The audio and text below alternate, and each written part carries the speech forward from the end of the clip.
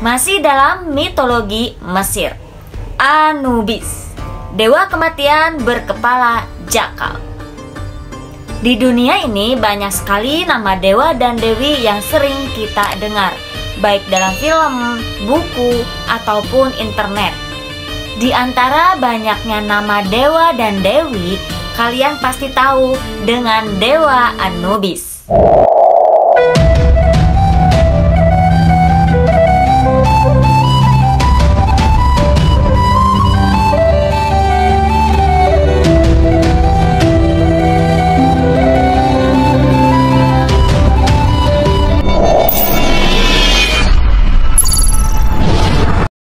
Dewa kematian Mesir, Anubis, merupakan salah satu dewa yang tertua dari bangsa Mesir kuno.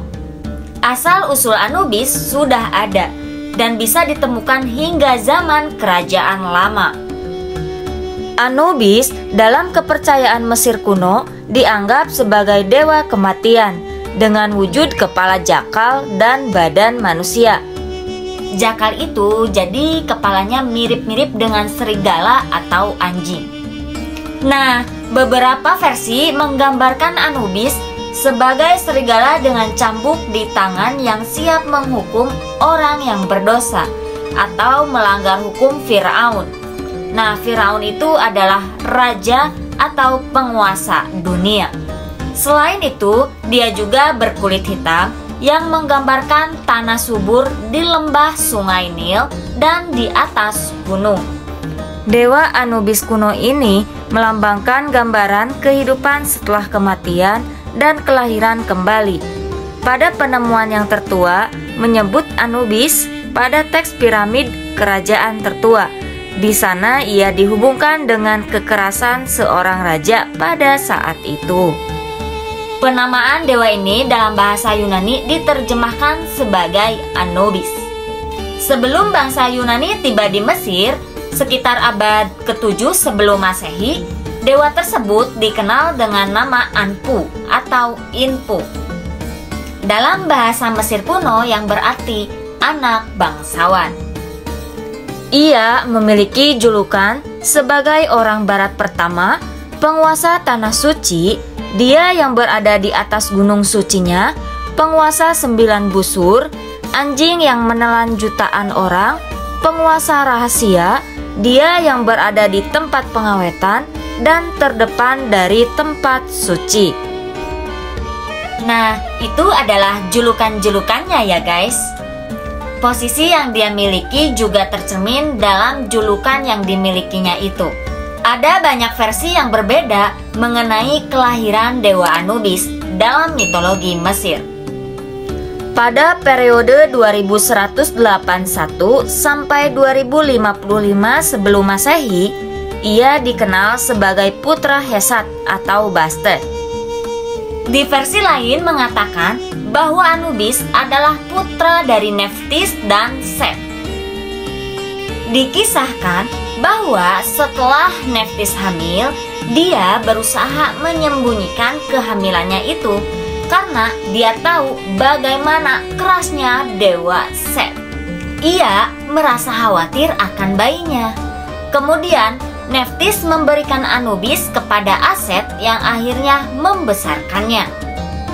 Dalam kisah lain juga diceritakan bahwa Anubis adalah putra dari Neftis dan Osiris. Singkat ceritanya, dengan tipu muslihat, Dewi Neftis membuat Dewa Osiris menjadi mabuk, dan lalu dia menyamar sebagai Dewi Isis. Karena Osiris yang mabuk dan tidak sadarkan diri, kemudian berhubungan dengan Neftis. Akhirnya dari hubungan gelap itu terlahirlah Anubis.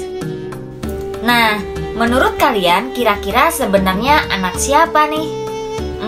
Kalau berdasarkan versi yang populer sih, ya anaknya Neftis dan Osiris, karena Set sempat cemburu terhadap hubungan mereka.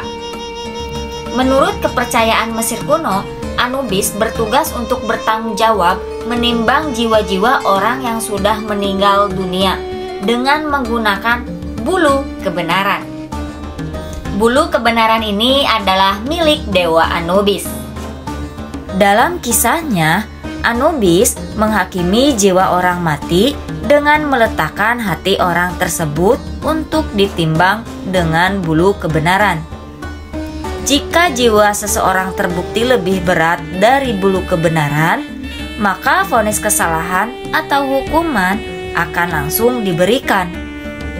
Hasil dari timbangan tersebut akan dicatat oleh Dewa Thoth yang berperan sebagai juru tulis pada saat berada di pengadilan. Jiwa yang tidak bersalah akan dikawal langsung oleh Dewa Anubis ke alam surga.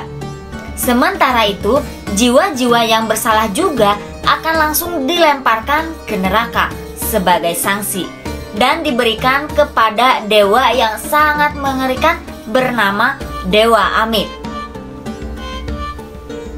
Saat periode kerajaan dari tengah dan seiring berkembangnya popularitas Osiris, kini Anubis diturunkan levelnya hanya dalam peran sekunder.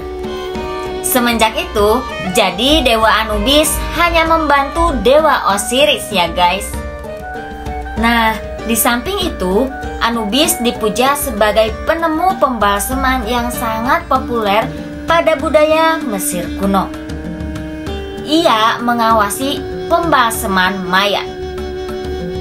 Ia menerima mumi ke makam dan melakukan pembukaan mulut dan kemudian melakukan upacara penyucian jiwa.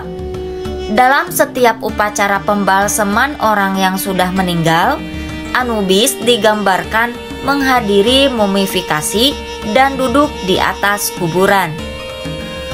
Anubis juga diyakini oleh beberapa penganutnya sebagai dewa underworld, dunia bawah. Dalam bentuk ini, dia digambarkan bersama istrinya Dewi Anput dan putrinya Dewi Kebecet. Menurut kepercayaan mitos Mesir kuno, dewa pembalseman mungkin terkait dengan serigala karena ya kebiasaan serigala yang suka mengintai makam dan kuburan. Sebagai ahli dari pembalseman yang melibatkan tugas untuk pengangkatan berbagai organ dalam, Anubis dianggap memiliki banyak pengetahuan tentang anatomi dari manusia. Selama periode tertentu yang ada dalam sejarah Mesir, pendeta Anubis selalu terlihat menggunakan topeng serigala untuk menghormati dewa mereka saat melakukan proses pembalseman. Banyak sejarawan yang percaya bahwa kepala serigala dianggap mewakili Anubis karena sering menemukan hewan serigala yang berkeliaran di sekitar kuburan. Selain itu, hewan ini juga sebagai pemakan bangkai, termasuk mayat. Beberapa ahli juga mengatakan bahwa makam awal orang Mesir dibangun tidak hanya untuk menghormati para penguasa yang sudah meninggal, tetapi juga bertujuan untuk menjaga tubuhnya dari kerusakan yang diakibatkan oleh binatang liar. Anubis sangat dihormati hingga di seluruh Mesir sebagai dewa akhirat, dengan Kinopolis di Mesir Hulu yang merupakan kota yang sangat dikenal sebagai pusat kultus Anubis. Di tempat ini juga arkeolog menemukan sisa-sisa mumi serigala dan masih banyak jenis-jenis hewan bertaring lainnya. Selama periode Ptolemaik, dewa kematian Mesir, Anubis juga bisa dikaitkan dengan dewa Yunani, yaitu Hermes, sehingga yang biasa dikenal Hermanubis, yang merupakan kombinasi nama dari keduanya. Sekian kisah dari dewa Anubis, dewa kematian dari Mesir kuno. Semoga terhibur dan sampai ketemu lagi di next video. Jangan lupa di like dan subscribe.